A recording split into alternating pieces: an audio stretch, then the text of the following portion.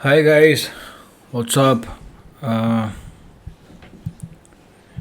it's quite late and I'm trying to record a podcast. Not trying to, I am actually recording a podcast. This is the latest I've been shooting. Almost आज का दिन skip हो जाता but मैंने skip होने नहीं दिया. आज बहुत कुछ हुआ सुबह से.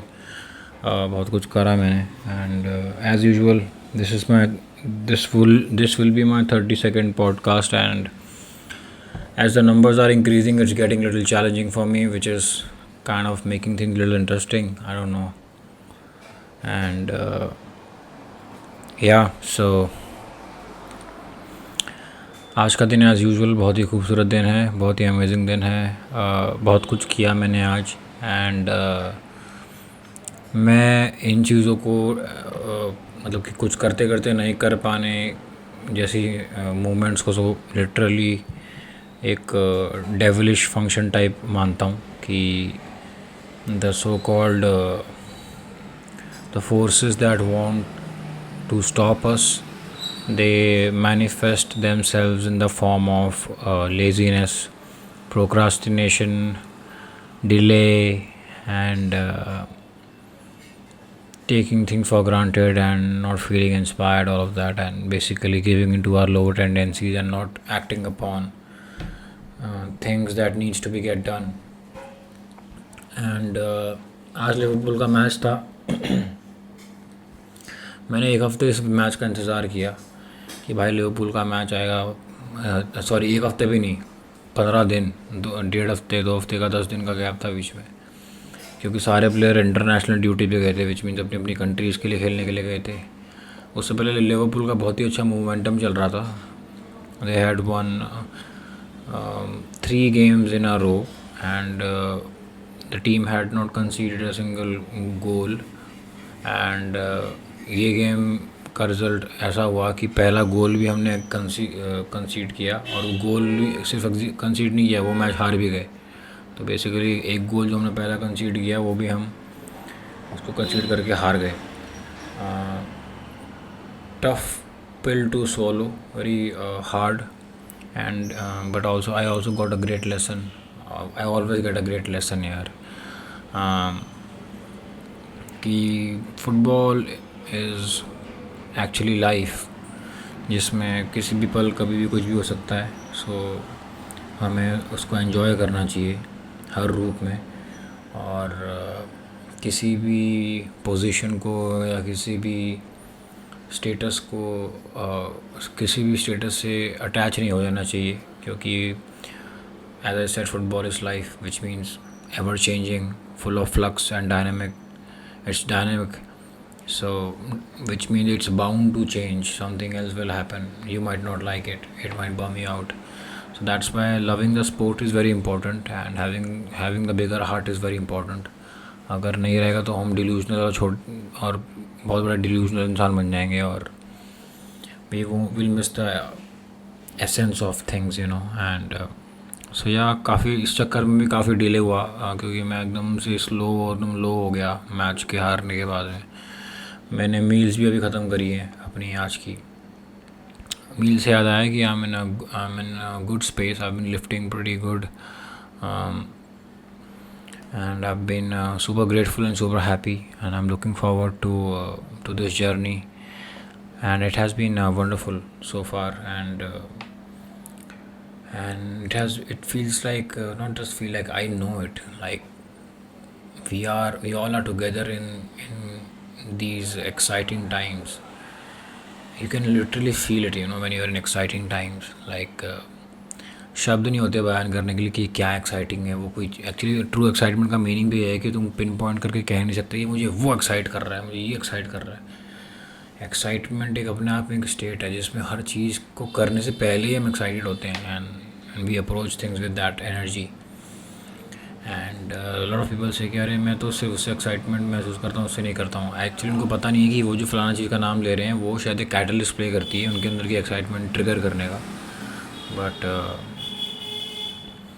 एक्साइटमेंट एक बहुत ही ब्यूटीफुल सी, एक बहुत ही अमेजिंग सी फीलिंग है या डायमेंशन है, पता नहीं क्या है.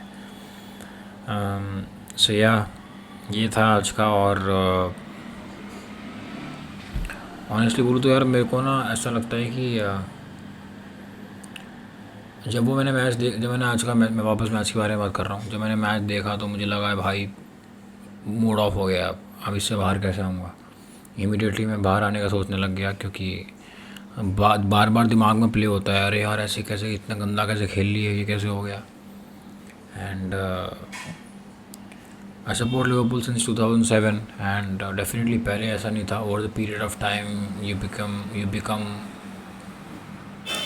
start supporting the team on a deeper level, and you form bond with the journey of the club, and it's a different sort of feeling, and as a kid I supported Indian cricket team because my father used to watch it, and also we are Indians, we are born in this country, so it's natural you will root for your country.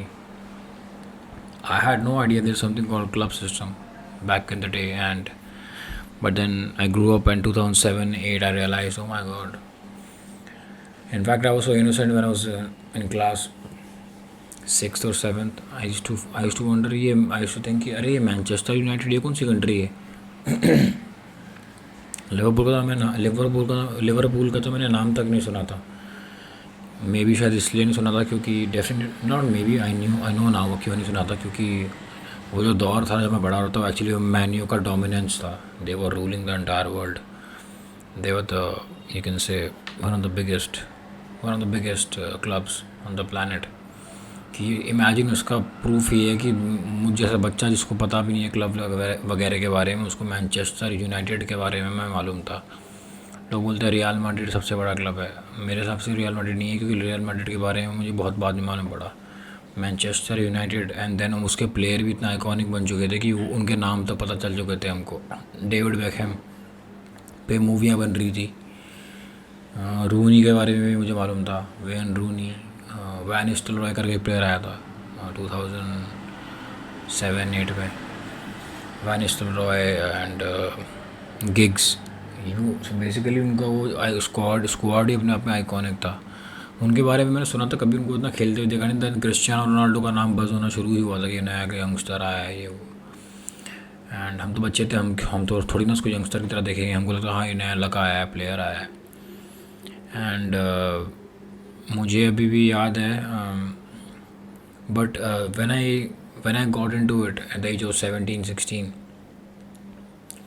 in 2007-8 only, 7-8 I was just getting into it. That's when for the first time I started rooting and liking this player Steven Gerrard, who was the captain of Liverpool, and I started watching Liverpool's matches क्योंकि उसकी खबर मुझे कानों कान रोज़ सुबह मिल जाती थी, क्योंकि मेरे जो कॉलेज में जो मेरा नया बेस्ट फ्रेंड बना था वो डाई हार्ड लिवरपूल फ़ैन अभी भी है, अभी भी आज भी बात हुई थी उससे, तो लिवरपूल के बारे में बताता था। तो मैं फ़ुटबॉल ऑन ग्राउंड बहुत खेलता आया हूँ। I been playing football since the time I was in class 4th। So जिस लड़के से मैं मिला था वो ऑन ग्राउंड फुटबॉल तो बहुत ही एवरेज खेलता था, बट उसको ये सब नॉलेज थी, मतलब बुकिश नॉलेज थी। मैं खेलने में अच्छा था, बट मुझे ये सब नॉलेज नहीं थी स्टैट्स के बारे में। तो मैं उसकी बात सुनता था, एंड उसके मन में मेरे लिए रिस्पेक्ट इसलिए होगी कि मैं फ़ुटबॉल अच्छा डिसेंट खेल लेता हूँ, या एथलीट हूँ मैं छोटी उम्र में। मेरे मन में उसके लिए थी रिस्पेक्ट थी कि इसका डिवोशन और passion and the knowledge of the club. I won't say sport, I won't say knowledge of the club. But over the period of time मैं हर चीज़ में almost definitely about the knowledge of the sport, क्योंकि मैं ये बात कहता हूँ कि I love the sport and then the club and then the player and then the manager and everything, then everything else basically. But primarily it is, for me it is just football, the sport of this beautiful sport where 22 people on the field, they play with one ball, trying to put the ball into behind the net, by the use of the legs, and hands cannot be touched. So it's a beautiful sport and it's a dynamic sport. It's explosive. I've always felt while watching football, I remember. So yeah, I used to watch football even when I was class 4th. I used to watch only country matches, and Euros and then World Cups, वो भी कभी कभार बहुत बार miss हो जाते थे, but I used to only watch these things. So that's why मेरा जो फर्स्ट फेवरेट प्लेयर जो रहा है और वो आज तक ही है लेजेंडरी, ज़िनेदीन ज़िदान रहा है। और छोटी उम्र से ही मैं ज़िदान की वजह से फ्रांस को सपोर्ट करता था। एंड मैंने वो आइकॉनिक वर्ल्ड कप भी देखा था 2008 या 7, अगेन यही साल है, इन दोनों में से एक होगा या 6, इन तीनों में से एक पक्का है। जब I can check actually, wait a sec, while talking to you only I can check on Google.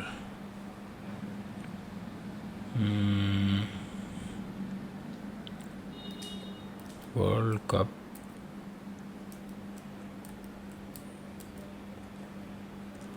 France versus Italy.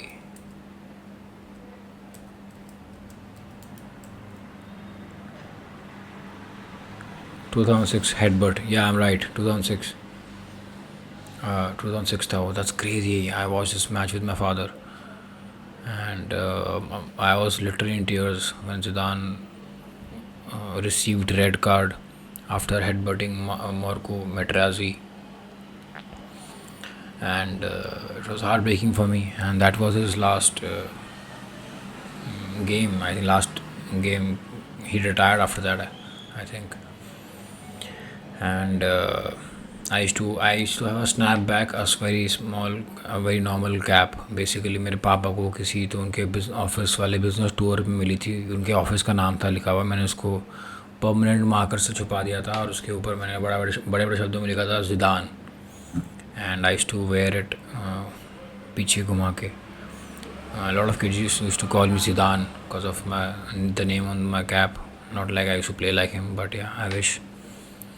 And so yeah, Zidane has been my all-time one of my all-time favorite players. And तब तो Messi का नाम तक भी किसी को पता नहीं था, मेसी कौन है क्या है. सो ज़िदान मेरे मन में उससे पहले से था. एंड वो दौर वो बहुत ही गोल्डन एरा रहा है फुटबॉल का, बेसिकली हर चीज़ का इस दुनिया में. टेक्नोलॉजी ने टेक ओवर नहीं किया था, चीज़ों में बहुत इनोसेंस थी, बहुत जुनून, पैशन था, ओरिजिनलिटी थी, सिंसेरिटी थी, एंड बहुत सोल थी चीज़ों में. हाँ, ऐसे पुराने बुजुर्ग से साउंड नहीं करना मुझे, बट जेन्युइनली आप किसी भी 90s किड को पूछोगे वो ही नहीं बोलेगा. आई थिंक उसके आसपास के लोग भी जनरेशन के यही बोलना चाहेंगे. मैं जिम में आज यही बात कर रहा था, एक ट्रेनर ने मुझसे बात करनी शुरू करी थी. मैंने बोला था कि ब्रो ये बच्चों के लिए मैं क्या ही बोलूँ, आज दौर वो रहा नहीं है. जिम में बहुत नेगेटिविटी महसूस होती है, इनसिक्योरिटी तो रूफ फाड़ के ऊपर जा चुकी है, सर के ऊपर जा चुकी है लोगों की. जिम जाने से इतना प्यार इसलिए था बचपन से क्योंकि ये बहुत ही ज़्यादा लविंग स्पेस होती थी. कोई बड़े भैया 3 बेंच मार रहे हैं और कोई जोक्स मार रहे हैं बाजू में, अगर मैं स्ट्रगल करने लग गया अपने छोटे से डंबल से किसी से, तो भैया आके हेल्प करने लग गए, बालों को ऐसे सहलाते हुए चले गए. सब एक फैमिली टाइप लगती थी, एंड बहुत रिस्पेक्ट होती थी एक दूसरे के प्रति. कोई ईगो नहीं, कोई कोल्ड शोल्डर नहीं. एक पुराने ओल्ड से अंकल होते थे जो अपने जवानी के टाइम में बहुत बड़े बॉडी बिल्डर रह चुके होंगे उस लोकल एरिया के, मराठी अंकल, उनका जिम होता था. सब उनको हाथ हाथ नमस्ते करते आते थे, एंड गुरुजी कह के. एंड उनके अंडर ही सब कुछ होता था, तो उनके होते होते कभी नेगेटिविटी आ नहीं सकती थी. कोई किसी से चिढ़ रहा है, कोई किसी से लड़ाई कर रहा है, या कोई भी गाना बजा रहा है, जाके गाने भी नहीं बजते थे, रेडियो चलता था. एंड तो वो दौर था यार. एंड वहाँ से वो देख के वो सब मेरी नींव है, वो मेरी फाउंडेशन है. आजकल की दुनिया देखता हूँ कि हर बंदा भाई पता नहीं कौन सी हवाबाजी में रहता है और बिना बात पे चिढ़ते रहते हैं एक दूसरे से, कोल्ड शोल्डर देते रहेंगे. इनसिक्योरिटी तो अलग ही लेवल पे है लोगों की. सबकी बॉडी देख के लगता है कि ये बॉडी इज़ नॉर्मल नहीं है, मतलब कुछ कर रखा है इन्होंने अपने आप को. अजीब से लोग नाखुश से लगते हैं. वेट लिफ्टिंग की जगह बहुत ही खुशी की जगह है, लोग अपनी चीज़ें रिलीज़ करते हैं वहाँ पे. मतलब इट्स अ हीलिंग स्पेस. बहुत ही पॉजिटिव लोग आते हैं इस जगह पे. ये मैंने देखा है बचपन से, पॉजिटिव लोग and people who are thriving in their life. ऐसा मैं देखता हुआ बड़ा हुआ हूँ, बट पिछले 5, 8, 10 साल में ये जो कमर्शलाइजेशन जो हो रहा है जिमों का, ये तो पता नहीं सैड से अजीब से. बॉडी बिल्डर बोलना नहीं चाहिए, वो बॉडी बिल्डर भी नहीं है मेरे साथ, पता नहीं कौन है. अजीब से नसें पूरी निकली हुई ऐसे ऐसे लोग आते हैं, उनके चेहरे पे मुस्कुराहट नहीं होती. एंड देख के लगता है कि शायद उनका उनको उनका शरीर वरी देख के लगता है कि शायद यंग होंगे, बट उनका चेहरा देख के लगता है कि बहुत ही बुज़ुर्ग बुढ़े हैं। They have age so much. छोटे छोटे लड़के जो कर रहे हैं अपने साथ में, और ये चल रहा है ये सब पता नहीं। बट मैं चीज़ ध्यान नहीं देता हूँ, ये टॉपिक ही खड़ा तो वो सर से मेरी बात हुई तो ये दौर ही इतना, इस दौर की बदकिस्मती बोलो क्या बोल लो। बच्चे एक सेट मारते नहीं हैं, उसके बाद में फ़ोन पे जाके रील चेक कर रहे होते हैं। आधे बच्चे रील के दीवाने हुए पड़े हैं, रील से फुटबॉल देख रहे हैं, रील से फुटबॉल सीख रहे हैं, रील से स्टैट्स के बारे में आर्ग्यूमेंट कर रहे हैं, ट्रेनिंग के बीच में रील चेक कर रहे हैं। भाई इस डिस्ट्रैक्शन में किसी का कैसे भला हो जाएगा। साइबर कैफ़े में पहली बार गया हूँ मैं, प्रॉपरली कंप्यूटर यूज़ किया होगा मैंने शायद, आई will be very honest with you, twelfth में भी नहीं किया होगा प्रॉपरली, तो बहुत बड़ा बात हो गया। साइबर कैफ़े जाता था फर्स्ट ईयर सेकेंड ईयर में मैं। एंड वो जो हम जो इन्वॉल्वमेंट होती है इंटरनेट से, बाहर की दुनिया से, आधा घंटा 1 घंटा के जो पैसे वो चार्ज करते थे। इमेजिन तुम्हारे बच्चों के हाथ में साइबर कैफ़े है, मतलब क्लिक किया गूगल, क्लिक किया इंटरनेट, क्लिक किया। ये जो व्हाट्सएप जब आया था भाई, ये मेरे आई थिंक फाइनल ईयर में कॉलेज में आया था। बहुत कम लोगों के पास में स्मार्टफोन वगैरह होते, तो व्हाट्सएप का चर्चा होना शुरू हुआ था। हम शॉक हो गए थे, मैंने कहा मतलब मैसेज करते रहो फ्री में, क्योंकि इससे पहले पैक चलते थे कि 300 मैसेज फ्री या 100 मैसेज फ्री, 50 कॉल फ्री। उससे पहले बहुत सब चीज़ में पैसे लगते थे, अलग अलग एड्स दुनिया में आती थी। वो अलग ही दौर था यार, मैं समझा नहीं सकता कितनी अलग ही दुनिया थी। तो व्हाट्सएप आया, सब फ्लिप हो गए, तेरे पास व्हाट्सएप है, तेरे पास व्हाट्सएप है, सब एंड्रॉयड वाले। ये तो एंड्रॉयड वर्ड भी मेरे को मालूम नहीं था। एंड फिर BBM आ गया, ब्लैकबेरी पिन सब एक्सचेंज करने लगे। ये मेरे कॉलेज के बाद की बात है जस्ट। एंड सो बेसिकली मैं कहना चाह रहा हूँ, अब बच्चों के हाथ में व्हाट्सएप वो चीज़ है जो कि पहले टेक्स्ट मैसेज भी नहीं होता था लोगों के पास, वो व्हाट्सएप कर रहे हैं, धनाधन चैटिंग कर रहे हैं, जो कि चैट रूम में होता था। याहू वगैरह अगर किसी ने यूज़ किया है तो। मुझे अभी याद है, मुझे डर लगता था बहुत ज़्यादा कि मुझे सोशल मीडिया पे नहीं आना है। मेरे पापा ने मुझे कहा था कि ये सब बकवास की चीज़ें हैं, और उस समय कोई बड़ी गंदी न्यूज़ भी फैल गई थी किसी किसी यंग छोटी बच्ची को। उस समय तो छोटी नहीं थी, तब मैं 14 का था, वो लड़की शायद 16 की थी। उसकी न्यूज़ ऐसी आई थी कि ऑर्कुट पे वो लोग मिले थे, कोई लोग, उन लोगों ने मिलकर उस लड़की ने कुछ बुरा भला कर दिया था। और तो ऑर्कुट वर्ड काफ़ी इनफेमस हो गया था, उस पर काफ़ी वो चल रहा था। ऑर्कुट ना हो तो मैं ऑर्कुट पे कभी जाना चाहता ही नहीं था। फिर बहुत बड़ा हो गया तो मेरे, बहुत बड़ा मतलब कि कॉलेज के लास्ट ईयर से पहले मेरे बेस्ट फ्रेंड ने कॉलेज की, उसने मेरा अकाउंट बना दिया, क्योंकि एक लड़की मुझे पसंद करती थी। तो मुझे भी वो ठीक लगती थी, बट मैं शर्मीला था, बात नहीं करता था। तो मेरे दोस्त ने बोला ऑर्कुट पे है भाई वो, तो अपना अकाउंट बना और वो वहाँ पे उससे बात कर। तो मैं उस पर आया, तो मुझे अभी भी याद है, मैं रात भर सो नहीं पाया था। मैं इतना गिल्ट में चला गया था कि मैंने लाइफ में क्या कर दिया, क्यों किया मैंने, पापा को कैसा लगेगा, एक गलत गलत कदम उठा दिया मैंने। नेगेटिविटी है उसमें, गंदे लोग जाते हैं। तो ऑर्कुट मैं सोचता हूँ हम लोग इतने वैसे थे तो हमारी ज़िंदगी ऐसी क्रिएट हुई है कि इतने प्रोटेक्टेड, इतने सेफ़, इतने प्योर जोन में रहे हैं। ये बच्चों के हाथ में सब कुछ है, they can type anything on Google, वो खुल के सामने आ जाएगा भाई। I mean that's crazy literally. Some dark, I can't even think about it man, मेरा दिल टूटता है। So forget. तो नो वंडर ये लोग ये सब कर रहे हैं। ये रील पे देखते होंगे लोग, वहाँ पे फैंसी फैंसी वीडियोस बना रहे हैं, ऐसी अजीब सी अनरियल बॉडी बना के। मेहनत के बारे में अब कोई बात नहीं कर रहा है, तो बच्चे भी वो सब रॉन्ग चीज़ में इन्फ्लुएंस हो रहे हैं। पूरा कल्चर कहीं ना कहीं डैमेज हो रहा है। एनीवे सो इतना फ़र्क है, छोटी सी बात करिए, इस पर मेरा पूरा पॉडकास्ट ही आज का हो गया है। मैं इमेजिन इस टॉपिक को टच करूँगा तो फिर क्या क्या खुल जाएगा भाई। Anyway I am super grateful कि मैंने आज का पॉडकास्ट रिकॉर्ड कर लिया। And I will be wrapping it up, I have to sleep now. काफ़ी बॉडी सोर हो रही है। And take care guys, love and peace to each one of you, bye, see you.